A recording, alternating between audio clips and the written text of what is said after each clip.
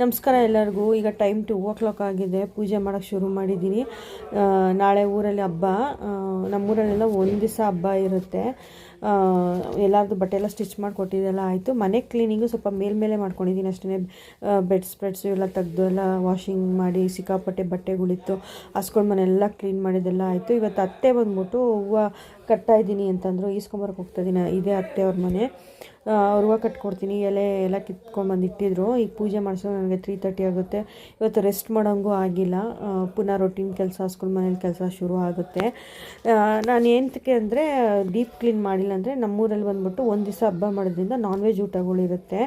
ಯಾಕಂದರೆ ಇದೇ ಮಂತ್ ಎಂಡಲ್ಲಿ ಮಂಗಳಗೌರಿ ಹಬ್ಬ ಇದೆ. ಮಂಗಳಗೌರಿ ಹಬ್ಬ ಅಂದರೆ ತುಂಬ ನಿಷ್ಠೆ ನಿಯಮದಿಂದ ಮಾಡಬೇಕು. ಸೊ ಅವಾಗೆಲ್ಲ ಫುಲ್ಲು ಡೀಪ್ ಕ್ಲೀನ್ ಮಾಡಬೇಕು ನಾನು. ಹೇಗೂ ಈ ಹಬ್ಬಕ್ಕೆ ನಾನ್ ವೆಜ್ ಮಾಡೋದ್ರಿಂದ ಸೊ ಸರೋಗುತ್ತೆ ಡೀಪ್ ಕ್ಲೀನ್ ಮಾಡ್ಕೊಳೋದಕ್ಕೆ ಅಂದ್ಬಿಟ್ಟು ಸುಮ್ಮನೆ ನಾನು ಸೋಫಾ ಕವರ್ಸು ಬೆಡ್ಸ್